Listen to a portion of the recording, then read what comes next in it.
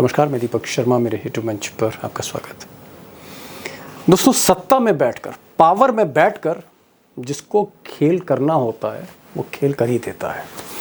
अब उपराष्ट्रपति चुनाव को लेकर मैंने पहले कई बार आपसे कहा कि एनडीए के पास जीत का आंकड़ा है, खासकर राज्यसभा में, लोकसभा में भी, राज्यसभा में ज्यादा। लेकिन इस जीत के आंकड़े को कम किया जा सकता है, एनडीए की इस जीत को कम किया जा सकता है, एक मैसेज दिया जा सकता है मोदी और शाह को कि वो 2025 में कहां खड़े हैं। लेकिन आज उपराष्ट्रपति चुनाव का जो नतीजा आया उसमें एनडीए जीत तो गई, जीतना था भी, लेकिन ये जीत शानदार नहीं है। अगर आप 2022 के आंकड़े देखेंगे तो मोदी जी को 76 सीटों का नुकसान है, वो मैं आपको आगे बताऊंगा। लेकिन मैं ये चाहता हूं कि ये जो जीत है, जिस सूरत हाल में मोदी ने हासिल की है, शाह ने हासिल की है, उसकी सच्चाई को समझना जरूरी है। ये जीत आखिर मिली कैसे, इसके पीछे रातों रात खेल क्या हुआ। अब दोस्तों, सच्चाई यह है कि संसद में जो पॉलिटिकल पार्टीज न्यूट्रल हैं, तटस्थ हैं, किसी के साथ नहीं, ना इंडिया के साथ हैं और ना ही एनडीए के साथ में, और खासकर मोदी जी के अगेंस्ट हैं, जिन पार्टियों ने वक्फ कानून में भी मोदी का विरोध किया, बिल का विरोध किया, उन पार्टियों से ये उम्मीद थी कि ये अपोजिशन के उम्मीदवार जस्टिस रेड्डी को वोट करेंगी, और इस तरह के संकेत भी मिल रहे थे। अगर ये पार्टियां वोट करती तो ये जीत का अंतर और कम होता, और कहीं ना कहीं मोदी और शाह की जो घबराहट थी कि जीत का अंतर कहीं और कम ना हो जाए, मार्जिन और कम ना हो जाए, तो वो स्थिति आज वाकई नतीजों में रिफ्लेक्ट करती है। लेकिन पिछले 48 घंटे में कुछ ऐसा खेल हुआ, मोदी जी के चाणक्य ने ऐसा खेल किया कि जो पार्टियां थी, 4 बड़ी पार्टियां देश की, जिनके सांसद राज्यसभा में भी हैं और लोकसभा में भी हैं, आपको जान के हैरत होगी कि वाइस प्रेसिडेंट के चुनाव में, सभासद के चुनाव में नहीं, विधायक के चुनाव में नहीं, उपराष्ट्रपति के चुनाव में इन पार्टियों के सांसद वोट करने के लिए आज संसद नहीं पहुंचे, वोट से ही दूर रह गए। और पर्दे के पीछे सच्चाई ये भी है कि ये जो पार्टियां, ये जो पॉलिटिकल पार्टियां हैं, जिनके सांसद राज्यसभा लोकसभा में भी हैं और जो तटस्थ अपने को कहती हैं, जो मोदी के मुखालिफ खड़ी हैं, इत्तेफाक से, संयोग से, इन पार्टियों के ज़्यादातर नेताओं पर ईडी, सीबीआई, इनकम टैक्स के केस हैं, और कई ऐसे नेता, बड़े नेता, पूर्व मुख्यमंत्री स्तर के नेता जमानत पे हैं। और यहीं पर दुखती रग पकड़ ली मोदी जी के चाणक्य ने। मैं मानता हूं कि एनडीए की ये जीत नहीं है, ये ईडी, सीबीआई और इनकम टैक्स की जीत है कि कई सांसदों को धमका करके वोट का हेराफेरी करने में कामयाब रहे हैं लोग। अब दोस्तों, सबसे बड़ा झटका, सबसे बड़ा यू टर्न, सबसे चौंकाने वाला स्टैंस इन साहब का था। नवीन पटनायक, कई बार के मुख्यमंत्री, उड़ीसा के बड़े नेता, जिनकी बीजू जनता दल पार्टी, जिसके 7 सांसद हैं राज्यसभा में, इन्होंने बाकायदा फोन पर जस्टिस रेड्डी को अश्योरेंस दिया कि वो उनको वोट देंगे, यानी उनके जितने भी सांसद हैं वो सारे के सारे सांसद अपोजिशन को वोट देंगे, क्योंकि नवीन बाबू की उड़ीसा में मोदी जी से 36 का आंकड़ा है। कहीं ना कहीं बीजेपी ने छल करके उड़ीसा छीन लिया नवीन पटनायक के हाथ से। तो नवीन पटनायक ने अश्योरेंस दी और अपोजिशन को लगा कि वाकई नवीन पटनायक साथ में जाएंगे। लेकिन कल बीता हुआ कल एक ऐसा अजूबा होता है रात में कि नवीन पटनायक के स्पोक्स पर्सन कहते हैं कि साहब, हम तो इलेक्शन से, वोटिंग से एब्सटेन कर रहे हैं, यानी हमारे सांसद वोट नहीं डालेंगे। सोचिए, उपराष्ट्रपति के चुनाव में बीजेडी के सांसद वोट करने ही नहीं पहुंचे। अब एक और साहब हैं, बीआरएस पार्टी के मुखिया केसीआर, के चंद्रशेखर राव, पूर्व मुख्यमंत्री तेलंगाना के, 36 का आंकड़ा मोदी के साथ है। इनकी बेटी को मोदी जी ने या ईडी ने लीकर स्कैम में जेल में भेज दिया था, तिहाड़ भेज दिया था इनको। तब से बहुत खफा हैं, और आप कह सकते हैं एक तरह की दुश्मनी है। और ऐसा लग रहा था कि तेलुगु प्राइड के नाम पर, तेलुगु अस्मिता के नाम पर चंद्रशेखर राव, केसीआर हर सूरत में जस्टिस रेड्डी को ही वोट करेंगे, और इस तरह की बातें हो भी रही थी। लेकिन हुआ क्या, 24 घंटे पहले बीआरएस ने भी कह दिया, केसीआर ने भी कह दिया कि साहब हम वोट नहीं करेंगे, माफ़ कीजिएगा, वी आर सॉरी, हम एब्सटेन करते हैं। अजूबा हुआ। उसकी वजह ये है, कई मामले हैं, कई इंक्वायरीज हैं, और कहीं ना कहीं जेल का डर दिखाकर इनको भी मैनेज किया गया, केसीआर को। अब सबसे बड़े खिलाड़ी तो जगन मोहन रेड्डी हैं। इनके पास 7 सांसद राज्यसभा में हैं, 4 सांसद लोकसभा में हैं। मुस्लिम वोट लेते हैं, क्रिश्चियन वोट लेते हैं, दलित वोट लेते हैं, बीजेपी का को एक तरह से अपोज करते हैं, और वक्फ बोर्ड में भी इन्होंने बीजेपी को अपोज किया। इनसे उम्मीद थी जगन मोहन रेड्डी से कि इनके सारे सांसद तेलुगु अस्मिता के नाम पर जस्टिस रेड्डी को वोट करेंगे। इस तरह की एक अंडरस्टैंडिंग थी कि करेंगे ये। लेकिन साहब ये ज़मानत पर हैं, जी हाँ ज़मानत पर हैं। और सोचिए, सीबीआई की भी जांच इन पर है, ईडी की भी इनकी जांच है, इनकम टैक्स की फाइलें भी खुली हैं, और सारा कच्चा चिट्ठा जो है चाणक्य के मेज़ पर रखा हुआ है। तो सोचिए क्या हुआ होगा जगन मोहन रेड्डी जी के साथ। जगन मोहन रेड्डी ने 2 कदम आगे बढ़कर खेल खेला। इन्होंने कहा कि नहीं, हम तो साहब एनडीए के साथ जाएंगे।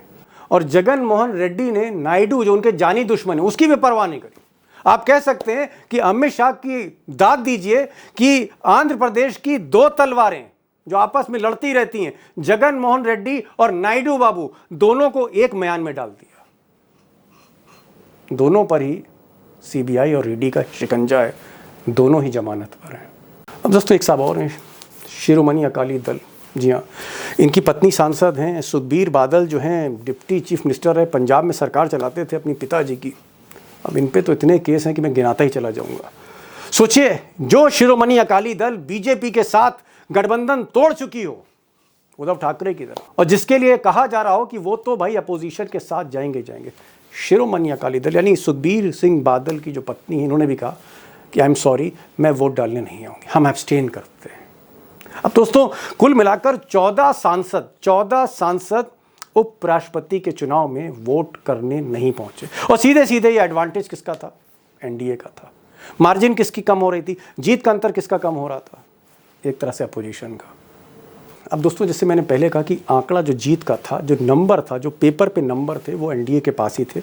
लोकसभा राज्यसभा की अगर सांसदों की आप गिनती करेंगे एनडीए की, तो आप पाएंगे कि एनडीए की जीत एक तरह से निश्चित ही थी, और वो जीत उनको मिली। लेकिन जिस तरह से गोदी मीडिया कह रही है कि ऐतिहासिक जीत है, डंका बज रहा है मोदी जी का, ऐसा भी नहीं है। अगर आप पिछले बार का अगर आप उपराष्ट्रपति चुनाव के आंकड़े देखते हैं, तो ये जीत बिल्कुल शानदार नहीं है।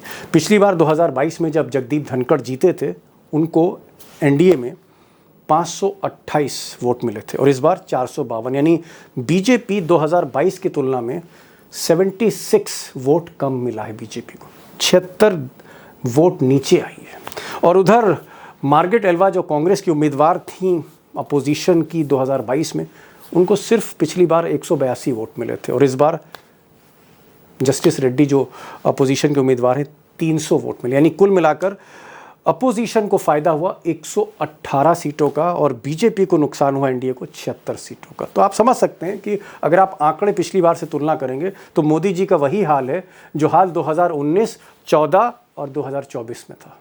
तो जीत का अंतर जितना कम होना चाहिए था उतना नहीं हुआ, उसकी सच्चाई मैंने आपको बताई। लेकिन एक और बड़ी बात है जिसको अंडरलाइन करना ज़रूरी है कि ऐसा लग रहा था कि कई ऐसी पार्टियां हैं जिस पर कहीं ना कहीं बीजेपी शिकंजा कस रही थी।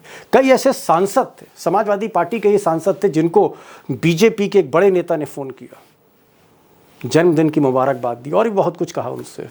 ऐसा कहा जा रहा था कि क्रॉस वोटिंग हो सकती है, समाजवादी पार्टी में, तृणमूल में हो सकती है, उद्धव ठाकरे की पार्टी में हो सकती है, शरद पवार की पार्टी में हो सकती, स्टैलिन यानी जो तमिलनाडु के चीफ मिनिस्टर हैं उनकी पार्टी डीएमके, उसमें हो सकती है, क्योंकि मोदी जी के उम्मीदवार तमिलनाडु से हैं। तो हो सकता है कि डीएमके के कुछ सांसद तमिल प्राइड के नाम पर क्रॉस वोट करते हैं। लेकिन ना समाजवादी पार्टी टूटी, न तृणमूल टूटी। आम आदमी पार्टी जो बाहर बैठी थी वो भी खड़ी हो गई साथ में कांग्रेस के। उद्धव ठाकरे, शरद पवार, कांग्रेस, सब के सब इस बार आप कह सकते हैं कि उन्होंने 100% वोट जस्टिस रेड्डी को दिया। और इसीलिए यह संख्या जिसको अमित शाह सोच रहे थे, उनकी टीम सोच रही थी कि ये 250, 250, 260 पर रहेगी, ये संख्या 300 पर पहुंची। ये 300 पर इसीलिए पहुंची क्योंकि ये पार्टियां जो इंडिया अलायंस की थी टूटी नहीं। अब दोस्तों अगर बीजेपी के पॉइंट ऑफ व्यू से देखें तो एक बात कही जा सकती है कि जो डर था, खासकर कॉन्स्टिट्यूशन क्लब के चुनाव में जिस तरह से राजीव प्रताप रूडी बागी उम्मीदवार बीजेपी के जीत गए, क्रॉस वोटिंग हुई, उस तरह की जो आशंका थी मोदी को, शाह को, जिसकी वजह से मोदी 8-8 घंटे 9-9 घंटे सांसदों के साथ बैठ रहे थे, सुबह 9 बजे से लेकर 6:30 बजे तक, और वो भी पिछली सीट पर बैठे हुए थे, सांसदों से बात कर रहे थे, जिन सांसदों से वो बात तक नहीं करते थे पहले फोन पर, उनके आगे हाथ जोड़ रहे थे। तो मोदी ने मेहनत कहीं ना कहीं करी, सांसदों को जोड़ा, और हर सांसद को, कल ही मैंने आपको खबर में बताया था कि लास्ट मोमेंट में ग्रुप बना दिए गए, बीजेपी ने अपने सांसदों के ग्रुप बना दिए गए, 10 के, 20 के, 40 के, और सबको एक एक मंत्री के हवाले कर दिया गया। वो चाहे पीयूष गोयल हो या शिवराज सिंह चौहान हो या खट्टर हो, इनके हवाले सांसदों को किया गया। और पिछले आप कह सकते हैं 72 घंटे में किसी सांसद को मोहलत नहीं ली गई। एक तरह से बाड़ेबंदी, किलेबंदी हुई, और उसका असर आपको देखने को मिला कि बीजेपी से जो उम्मीद थी क्रॉस वोटिंग की वो नहीं हुई। लेकिन उधर विपक्ष भी इंटैक्ट रहा, टूटा नहीं। सवाल इस बात का है कि उपराष्ट्रपति का ये जो चुनाव है, इसका मतलब क्या है, इसके मायने क्या हैं आने वाले दिनों में। और इसलिए आज 3 खास मेहमान हैं हमारे साथ। महाराष्ट्र औरंगाबाद से जुड़ रहे हैं वेंकटेश केसरी, और काफ़ी नज़र रखते हैं बीजेपी पर, आरएसएस पर, कांग्रेस पर, वो साथ में होंगे। हमारे साथ अभिषेक होंगे जिनकी कई सांसदों से बात हुई एनडीए में, बीजेपी में, उनको भी आप सुनिएगा। उमाकांत जो संसद में भी थे, संसद के बाहर भी थे, दिन भर रिपोर्टिंग कर रहे थे, उनको भी आप सुनिएगा। और आप खुद तय करिए कि इस चुनाव का मतलब क्या है और पर्दे के पीछे की जो असली सच्चाई है वो क्या है। और अगर ये जो तटस्थ पार्टियां हैं जिनके नेताओं पर मुकदमे चल रहे हैं, अगर ये मुकदमे नहीं चल रहे होते तो क्या ये जीत का अंतर वाकई और कम होता। लखेड़ा साहब, आपने पहले संकेत दिए थे कि आखिरी टाइम पर 48 घंटे, आखिरी 48 घंटे में खेल होगा, तो क्या आपको लगता है अमित शाह ने खेल कर दिया सीबीआई ईडी का, वही पुराना खेल, वही पुराने पत्ते?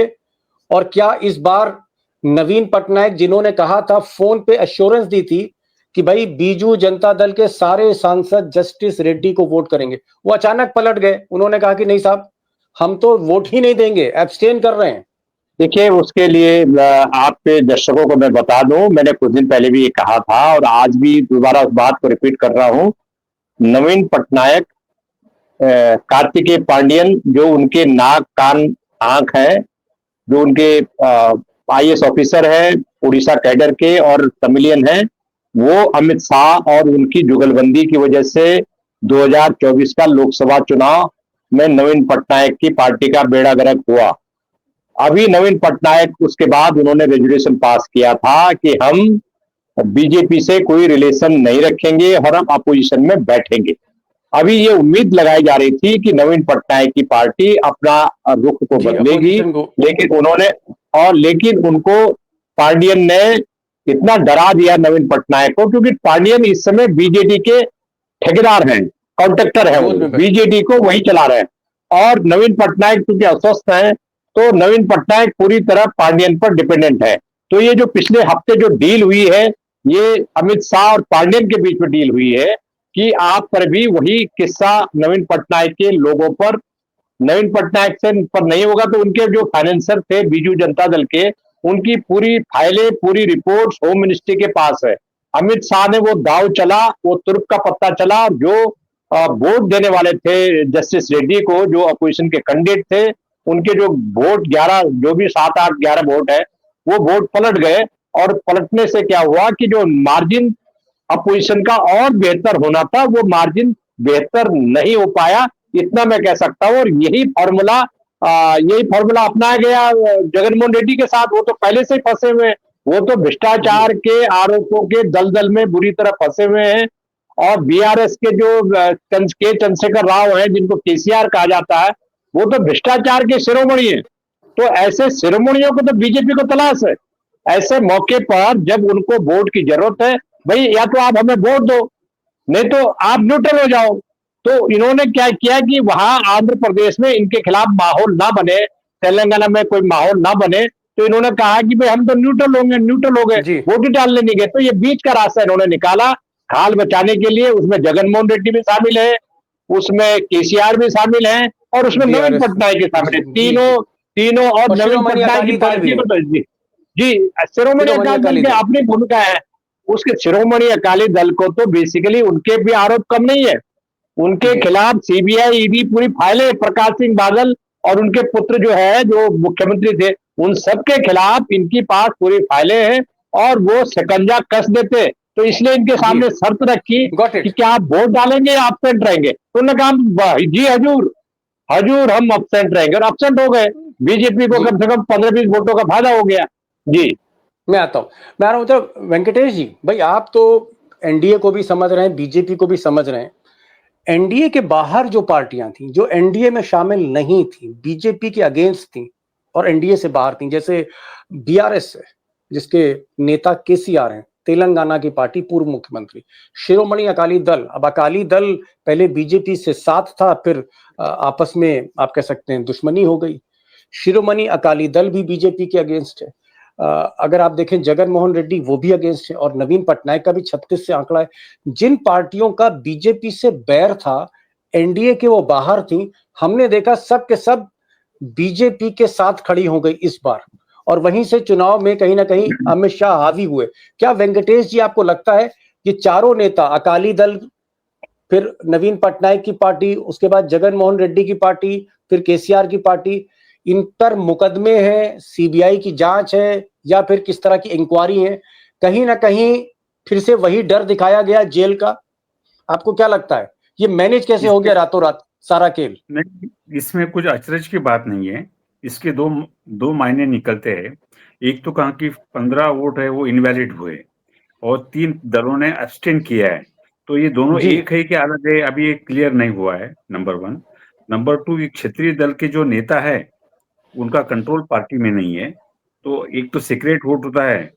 इवन इफ अगर बीजू जनता दल ने भी कहा, तो अगर एमपीज ने नहीं सुना तो क्या करेंगे? बीजू जनता दल के 7 है, उसके बाद में बीआरएस के 4 है चार और है, अकाली दल का सिर्फ 1 है। तो और अगर उनके वाईएसआर एमपी के 11 थे, 11 सांसद जगन मोहन रेड्डी के थे। उन्होंने तो सीधे हाँ, सीधे कह दिया कि हम एनडीए के साथ जा रहे हैं। अब नहीं एनडीए नहीं में ऐसा है है नहीं और कि एनडीए के साथ जा रहे हैं। क्या आपको ऐसा लगता है है कि जगन मोहन रेड्डी जमानत पर चल रहे हैं? कई ऐसे मामले हैं, डर लगता है, डर की वजह से रातों रात पलट गए। उसका आप दूसरी तरफ से भी देख सकते हैं, क्योंकि बीजेपी ने दोनों जो दल है एक दूसरे के खिलाफ, चाहे वो टीडीपी हो चाहे वाईएसआर, जगन मोहन के वाईएसआर कांग्रेस पार्टी हो, दोनों को साथ में रखा है। तो दोनों को डर है, उनके पास ऑप्शन भी खुला है। अब ये दोनों को तय करना है कि हम दोनों बीजेपी के साथ में कैसे लड़ेंगे। ये नहीं कर पाई। ये डायलेमा था पहले भी, हर क्षेत्रीय दल में था। और जो रूलिंग पार्टी होती है सेंटर में, वो दोनों को भी अपने उनकी जो कीमत होती है वो अदा करती है। तो यहाँ जैसा आपने जो आशंका बताई कि सीबीआई, ईडी, इनकम टैक्स, ये तो चलते रहते हैं, ये हर रेजिम करता है। लेकिन बीजेपी के साथ में खड़ा खड़ा उसके खिलाफ खड़ा रहने के लिए जो एक आइडियोलॉजिकल कन्विक्शन होता है, वो क्षेत्रीय दलों में नहीं है, ये दिखाई दे रहा है। अगर ये जी होता तो इस तरीके से आशंकाएं व्यक्त नहीं होती कि इनके वोट टूट गए, इनके वोट हो गए। तो ये नहीं हुआ है। और जैसा आपने कहा 2 दिन से आप कर रहे कि इनके पास नंबर है और जीतेगा तो एनडीए का कैंडिडेट जीतेगा। लेकिन ताज्जुब की बात ऐसी कि 15 जो वोट थे वो किसके थे? जो इनवैलिड हुए। इसका मतलब वो लोग, वो एमपीज वहां आए, उन्होंने वोट कास्ट किया लेकिन इनवैलिड कर दिया। जो एब्स्टेन थे वो अलग है, ये 15 लोग जो थे वो कौन है अभी पता नहीं है। दूसरी बात ऐसी है कि पिछले समय जो धनखड़ को वोट मिला था, उस समय बीजेपी की स्ट्रेंथ और एनडीए की स्ट्रेंथ भी ज्यादा थी। इस बार ऐसा हुआ है, इस बार तो इंडिया ब्लॉक की स्ट्रेंथ भी बढ़ी है। तो इतना डिफरेंस जी, तो होना ही था, इतना डिफरेंस होना ओके था। कहाँ कम हुआ ये कि बीजेपी ने मैनेज किया। आपको पता है, मैं आपको बता देता हूं कि इवन गुजरात में भी, गुजरात जब राज्यसभा इलेक्शन होता था बीजेपी कांग्रेस के एमएलए को तोड़ती थी। तो ये तो पुराने हथखंडे हैं उनके, उसके अंदर कोई अचरज की बात नहीं है। जी। सामने वाला जो अपोजिशन है उनको वो एंटिसिपेट नहीं कर पाए वो। चलिए, मैं आ रहा हूं अभिषेक के पास। अभिषेक, अगर आप देखें लोकसभा में इंडिया अलायंस अपोजिशन को तो 232 के आसपास है, और अगर आप राज्यसभा में देखें तो इंडिया अलायंस जो है 77 उनके पास सांसद हैं। कुल मिलाकर 300 के आसपास स्ट्रेंथ थी अपोजिशन की, और 300 ही सीटें आई। क्या आपको लगता है कि अमित शाह समाजवादी पार्टी को नहीं तोड़ पाए? अमित शाह जो है वो कहीं तोड़फोड़ कांग्रेस के अंदर नहीं कर पाए? अमित शाह उद्धव ठाकरे पर कुछ नहीं कर पाए? शरद पवार पर कुछ नहीं कर पाए? तमिल प्राइड की बात की जा रही थी, डीएमके को नहीं तोड़ पाए? क्या अभी भी जो अपोजिशन है, जो इससे खबर निकल के आ रही है कि अपोजिशन इंटैक्ट है?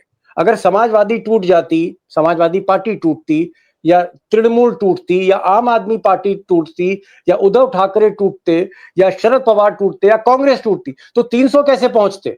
तो क्या आपको लगता है कि अपोजिशन अभी भी इंटैक्ट है? और कहीं ना कहीं फ्रस्ट्रेशन तो हुआ होगा अमित शाह को कि भाई ये टूट नहीं रहे, फेविकोल से जमे हुए हैं। दीपक जी, नतीजे आने के कुछ ही देर के बाद मेरी एनडीए के एक आध सांसदों से बातचीत हुई और उन्होंने सीधे सीधे कहा, अपना नाम कोट नहीं करने की शर्त पर बताया कि चिंता सरकार की बढ़ी हुई है। चिंता इसलिए बढ़ी हुई है क्योंकि 234 सीटें तो इंडिया गठबंधन को मैंडेट के रूप में जनता ने दी थी, और 240 से ऊपर की संख्या इन 300 की संख्या में है जो आज वोट पड़े हैं। ये इनकी बेचैनी है।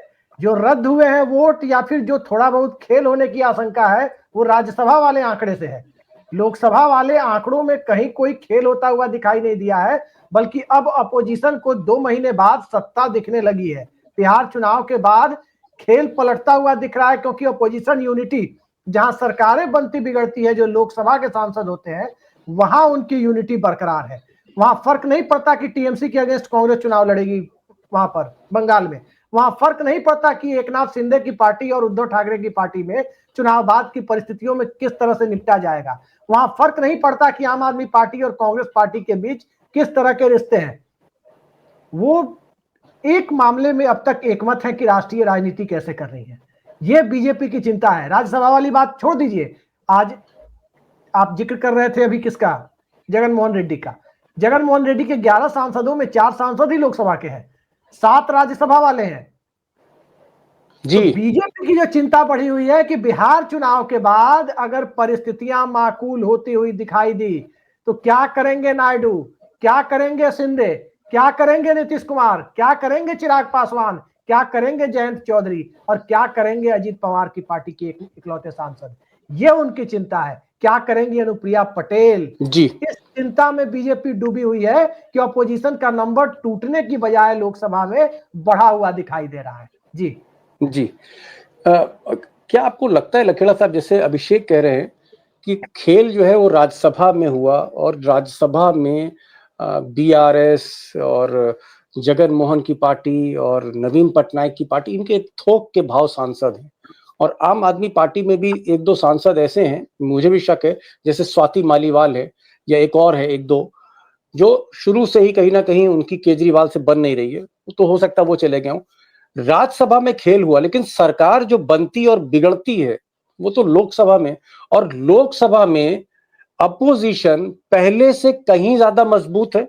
अगर 232 की जगह 240 वोट पड़ रहे हैं अपोजिशन को लोकसभा से, तो ये एक बड़ी चुनौती अभी भी है अमित शाह और मोदी के लिए, कि लोकसभा में अपोजिशन को वो ब्रेक नहीं कर पा रहे।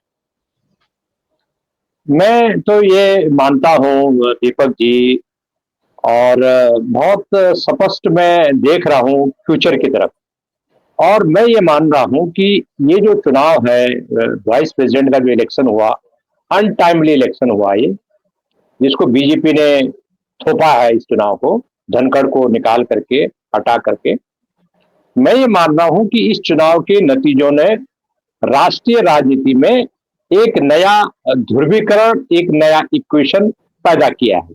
आप बड़ा इंटरेस्टिंग है, बड़ा रोचक है कि जिन पार्टियों ने बीजेपी के प्रेशर में या ईडी सीबीआई के प्रेशर में न्यूट्रल हो गए या वोट दे दिया भाजपा को, जिसमें जगनमोहन रेड्डी की पार्टी तो भाजपा को वोट दे दिया, तो वो ईडी सीबीआई के इतने दलदल में फंसे हुए हैं कि आसानी से वो बाहर नहीं निकल सकते, उनको भाजपा ही बचा सकती है। वो भी क्षेत्रीय पार्टी है। नवीन पटनायक की पार्टी क्षेत्रीय पार्टी है, बीजेपी उनको चबा चुकी है, निगल चुकी है, खत्म कर चुकी है। बीआरएस है, जो चंद्रशेखर राव है, वो भी एक क्षेत्रीय पार्टी है, वो भी भाजपा निगल चुकी है। और शिरोमणि अकाली दल जो एकदम मरणासन हालत में है पंजाब में, ये भी एक क्षेत्रीय पार्टी है। इन सारी पार्टियों ने भारतीय जनता पार्टी से दोस्ती करके अपने चेहरे को झुलसा दिया, चेहरा झुलस चुका है इन पार्टियों का। तो एक बड़ा मैसेज गया है कि अगर आप भारतीय जनता पार्टी के संपर्क में रहोगे या उनसे दोस्ती करोगे तो वो एक तो आपकी फाइलें बनाएंगे, और दूसरा यह है कि आपका इस्तेमाल करेंगे जब मौका आएगा, और तीसरा यह है कि आपके खिलाफ जो केसेस चल रहे हैं वो जल्दी छोड़ने वाले नहीं है। अब जगनमोहन रेड्डी कोई आज से जगनमोहन रेड्डी तो 10 साल से झूठे केसों में फंसे हुए हैं, झूठे केस में जो भी जेन्युइन केस है, झूठे केस तो नहीं कहूंगा मैं, जो भी जेन्युइन केसेस में फंसे हुए हैं वो तो 10 साल। भारतीय जनता पार्टी ने क्या बचाया उनको? जगनमोहन रेड्डी को बिल्कुल नहीं बचाया। तो क्षेत्रीय दलों के लिए खतरे की घंटी है। और मैं ये मानता हूं कि जो क्षेत्रीय पार्टियां आज गोलबंद हुई है और उनमें एकता हुई है, कांग्रेस से उनके मतभेदों के बावजूद भी, सीरियस मतभेदों के बावजूद भी, आम आदमी पार्टी खुले तौर पर कांग्रेस के कैंडिडेट के साथ थी। और तृणमूल कांग्रेस जो 2022 में है, कहां थी तृणमूल कांग्रेस?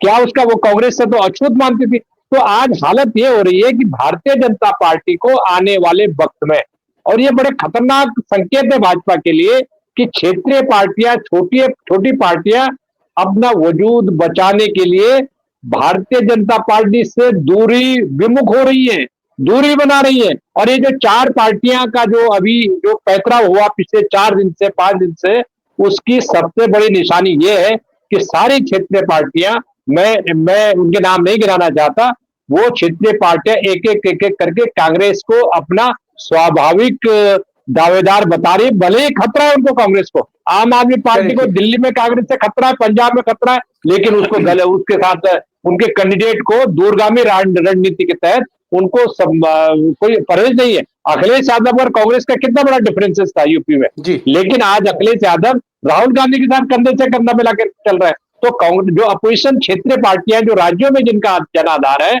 उनको ये लग रहा है इस इलेक्शन से सबसे बड़ा मैसेज ये गया है कि क्षेत्रीय पार्टियों ने भारतीय जनता पार्टी को अछूत बनाना शुरू कर दिया है। और ये जो न्यूट्रल हो रहे हैं कि हम उनके साथ नहीं, आपके साथ नहीं है, उसकी बड़ी बड़ी निशानी है, ऐसा मेरा मानना है। जी वेंकटेश जी, समय कम है, मैं एक चीज पूछना चाह रहा था, क्योंकि आप दक्षिण भारत की राजनीति को समझते हैं। इस तरह की खबरें आ रही थी कि भाई नायडू की पार्टी जिसमें 16 सांसद हैं, उसमें क्रॉस वोटिंग हो सकती है, क्योंकि जो जस्टिस रेड्डी हैं अपोजिशन के उम्मीदवार, कहीं ना कहीं वो नायडू के पुराने दोस्त हैं। लेकिन हम देखते हैं कि इसी वोटिंग से, इसी मतदान से उपराष्ट्रपति के मुश्किल से 3 दिन पहले मोदी जी ने नायडू बाबू के बेटे को बुलाया और एक लंबी मीटिंग उन्होंने करी, जिसकी हमने तस्वीरें भी देखी। क्या आपको लगता है कि मोदी जी ने कुछ मैसेजिंग करी, और ये जो मीटिंग है नायडू के लड़के से मोदी की, उसके बाद कहीं ना कहीं पूरा का पूरा जो कंफ्यूजन था तेलुगु प्राइड को लेकर, वो खत्म हुआ? क्या नायडू अभी कोई रिस्क नहीं लेना चाह रहे? अगर वो चाहते तो क्रॉस वोटिंग कर सकते, अभी कोई रिस्क नहीं लेना चाह रहे, अभी वो मोदी को गुड ह्यूमर में रख रहे, गुड फेथ में रख रहे हैं। ऐसा है कि जो भी पार्टियां अपनी पोजीशन तय करती है, वो अपने सामने ऑप्शंस क्या है, पर्याय क्या है, ये देखती है। तेलुगु प्राइड से अगर ये टीडीपी रेड्डी को, सुदर्शन रेड्डी, उनको अगर वोट करती तो उन्हें क्या मिलता? अब चंद्रबाबू नायडू का एक ही ख्वाब है कि उनके सामने उनके बेटे को मुख्यमंत्री बनाना चाहते हैं वो इसी टर्म में। अब जब केंद्र में इनकी सरकार है तो केंद्र से उनको सुविधा मिलती है, फंड मिलते हैं आंध्र प्रदेश के लिए, तो वो बार्गेनिंग करेंगे, आखिर तक बार्गेनिंग करेंगे। आपको याद होगा जब अटल जी की सरकार थी तो उन्होंने बाहर से समर्थन किया था, लेकिन लोकसभा में अध्यक्ष अपने पास रखा था, जीएमसी बालयोगी। तो ये क्षेत्रीय दल बार्गेनिंग करते हैं, उनका टारगेट अपना स्टेट होता है, अपना परिवार होता है, अपनी जात होती है। अगर ये मोदी और उनके जो बेटे केटी, उनका जो है चंद्रबाबू नारा लोकेश, नारा लोकेश, अगर उनसे मुलाकात हुई है तो मोदी ने उनको आश्वस्त कर दिया है कि हमारे तरफ से हम, हो सकता है कि हम आंध्र प्रदेश में कुछ नहीं करेंगे, आपको आपके बेटा सही सलामत वहां रहे, मुख्यमंत्री बने। उनके पास मेजोरिटी भी है टीडीपी के साथ में। तो हर क्षेत्रीय दलों की जो दुखती कड़ी है, कमजोर कड़ी है, उसको कोई भी सेंटर में जो पावर में रहता है उसके साथ में खेलता है। तो शायद इन लोगों ने क्षेत्रीय दलों को उनको जी। समझाया होगा। उनको ऐसा है, राजनीति में आप सिर्फ तेलुगु प्राइड करके आप करेंगे क्या वहाँ? उसके बाद में क्या है? ये आज उससे तो भी नहीं डिसीजन जीत हुआ, रहे उसके थे। बाद में क्या है वो देखते हैं, हर पार्टी देखती है। इसीलिए डीएमके ने बहुत क्लियरली बता दिया कि ये तमिलनाडु के होने के बावजूद भी हम उनके खिलाफ वोट करेंगे, क्योंकि राजनीति है उनकी, अभी चुनाव है अगले साल, तो वो क्यों जी, सपोर्ट करेंगे? तो समझिए। मुझे लगता है इस तरीके से खेल हुआ होगा। अभिषेक, जैसा कि वेंकटेश जी कह रहे हैं कि भाई नायडू बाबू अभी कोई अपना कार्ड नहीं खोलेंगे, क्योंकि अगर वो जस्टिस रेड्डी को सपोर्ट भी कर देते तो भी जस्टिस रेड्डी जीतते नहीं, क्योंकि लीड बहुत ज्यादा थी टोटल एनडीए की, खासकर राज्यसभा में बहुत स्ट्रांग हो गए वो। क्या आपको लगता है, लेकिन अगर मौका लगा नायडू को, जहां उनको लगा कि नहीं एक ही स्ट्रोक में खेल हो सकता है, तब वो गेम खेलेंगे? देखिए दीपक जी, नायडू बहुत सधा हुआ गेम खेलते हैं, मौके पर चौका मारने के एक्सपर्ट है नायडू। और अभी ये बात सबको पता है कि चंद्रबाबू नायडू बिहार चुनाव के पहले यदि समर्थन वापस भी ले ले तो नरेंद्र मोदी सरकार की सेहत पे कोई फर्क नहीं पड़ना है। सबको इस बात का इंतजार है कि नीतीश कुमार के लिए कैसी परिस्थितियां बनती है बिहार विधानसभा चुनाव में। और अगर मैं इस बात को दावे के साथ कहता हूं, डंके की चोट पर कहता हूं कि अगर जनता दल यूनाइटेड राजद से बड़ी पार्टी विधानसभा के अंदर बनती है तो नीतीश कुमार की जो बहुत पुरानी ड्रीम है वो फुलफिल होती हुई दिखाई दे रही है कि एक सेकुलर सरकार का नेतृत्व करे जिसमें बिग ब्रदर एटीट्यूड दिखाने वाली पार्टी कोई ना हो। उसी का इंतजार नायडू को भी है, उसी का इंतजार एकनाथ शिंदे को भी है, उसी का इंतजार कुछ और पार्टियों को है जिनके 1, 2, 4 सांसद है। ये स्थिति नायडू के सामने है। तब तक वो क्यों रिस्क लेंगे? तब तक तो जयललिता ने भी रिस्क नहीं लिया था, जब तक भारतीय जनता पार्टी के सामने वो परिस्थितियां विद्यमान थी। जैसे ही जयललिता के लायक परिस्थिति बनी, विष्णु भागवत की बर्खास्तगी हुई, उसको उन्होंने अपने प्राइड से जोड़ा और समर्थन वापस लिया। ठीक, बड़ी बात कह रहे हैं। अभिषेक कह रहे हैं कि मौके पर चौका लगाने की बात है। अभी उपराष्ट्रपति के चुनाव में लीड इतनी ज्यादा थी राज्यसभा लोकसभा मिलाकर, और खासकर जो पार्टियां जिनसे उम्मीद थी कि वो शिफ्ट होंगी अपोजिशन की तरफ से, जैसे जगन मोहन रेड्डी की पार्टी, जैसे नवीन पटनायक की पार्टी, या फिर शिरोमणि अकाली दल, या फिर बीआरएस, ये पार्टियां जो अपने को तटस्थ कहती थी, बीजेपी के साथ नहीं खड़ी थी एंड वक्त पर, क्योंकि सब पर मुकदमे हैं, सब पर केसेस हैं, किसी पर इंक्वायरी है तो कोई जमानत पर है, सारा के सारे तटस्थ पार्टियां शिफ्ट हो एक गई। बात कहना चाहेंगे, आपने कहा जगन मोहन रेड्डी की बात, वो 16 फिल्म आपने देखी होगी, गब्बर के प्रकोप से कौन बचा सकता है तो खुद गब्बर। वही स्थिति इस समय दिल्ली की सत्ता में बैठे हुए लोगों की है, उन लोगों के बारे में जो जांच एजेंसियों के रडार पर है। जी, जो मुकदमों में फंसे हैं, जो जमानत पर हैं दोस्तों, उनके पास कोई विकल्प नहीं था। उन्होंने आश्वासन जरूर दिया कि हम जस्टिस रेड्डी को सपोर्ट करेंगे, लेकिन आखिरी 24 घंटे में सारी की सारी पार्टियां वोट देने से पीछे हट गई, एब्सटेन कर गई। जगन मोहन रेड्डी जो जिन पर कई केसेस हैं, सीबीआई के, ईडी के, इनकम टैक्स के, उन्होंने तो ये कह दिया, मतलब यू टर्न ले लिया उनका कि हम बीजेपी के साथ जा रहे हैं। बेसिकली कहीं ना कहीं एक प्रेशर था सीबीआई का, ईडी का। अमित शाह ने कहीं ना कहीं फिर से एक बार आप कह सकते हैं पावर का इस्तेमाल किया। दूसरी तरफ स्ट्रेंथ ज्यादा थी, लीड ज्यादा थी, लेकिन एक बड़ी जो खबर, एक जो आप कह सकते हैं कि जो सिल्वर लाइनिंग दिख रही है इस अंधेरे में, जो रोशनी है वो ये है कि चाहे वो समाजवादी पार्टी हो, जो बड़ी पार्टियां हैं, चाहे वो तृणमूल हो, चाहे वो उद्धव ठाकरे की पार्टी हो, चाहे वो शरद पवार की पार्टी हो, चाहे आम आदमी पार्टी, इस तरह की जो बड़ी पार्टियां हैं ये नहीं टूटी, और इसी वजह से जो स्ट्रेंथ है वो 300 पे पहुंची। 300 वोट जो है वो रेड्डी साहब को मिले।